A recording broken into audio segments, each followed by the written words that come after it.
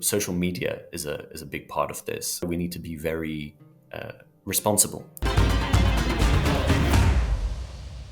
My name is Aurel Tobalem. I'm a historian, writer, and peace activist. I'm based in London. I was born in France to French-Israeli parents before moving to the United Kingdom when I was 4 years old. Though my grandparents were born in Tangier in Morocco, and much of my Moroccan Sephardi Jewish heritage can be traced to Tetouan and the southern city of Souira. So they were both enormously significant in their own right as global Jewish cities and not just cities in Morocco.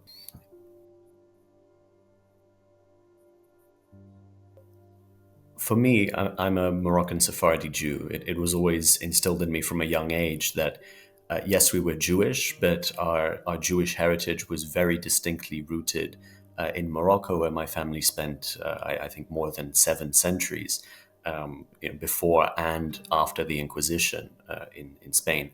And in Judaism, of course, we have this tradition and this practice of coming together as a family every week for Shabbat to sit down, to eat food, to rest, to reflect on who we are in relation to each other, to the world around us, and to our Creator.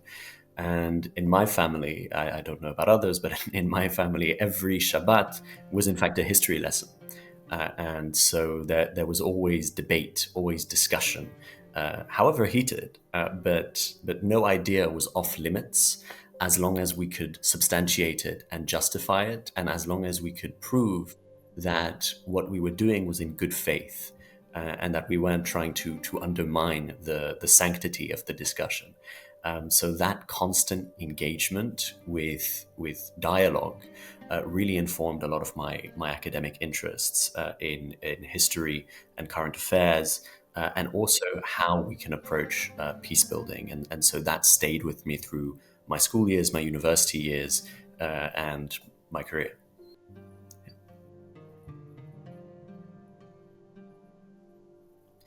Yes, actually, I do.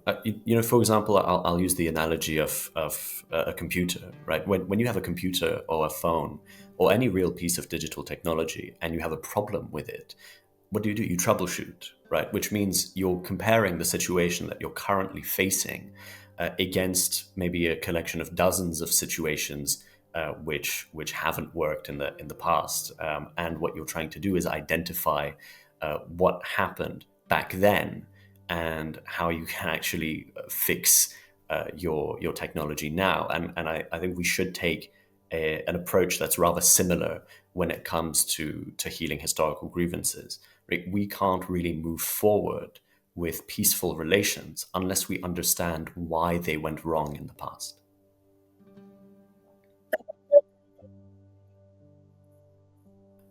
Well, I mean, they are incredibly important, but I think their role is mainly in exacerbating bridge building, or actually the existence of divisions which are already there.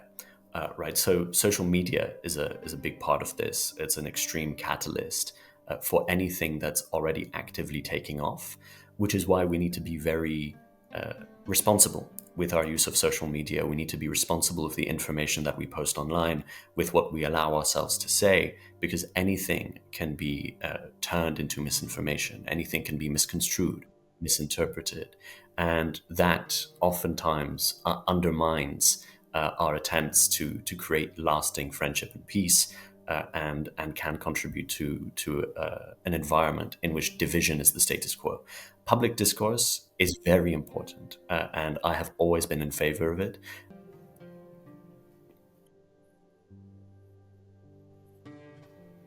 Of course, and I think that the main, really crown jewel in Moroccan Jewish history and peaceful relations with their Muslim neighbors is the Mimuna celebration, which occurs at the end of the Passover festival, Pesach, in which it was a party where Muslims, Jews, anyone who had anything to share at all, who had any real willingness to engage with their neighbors, was welcome.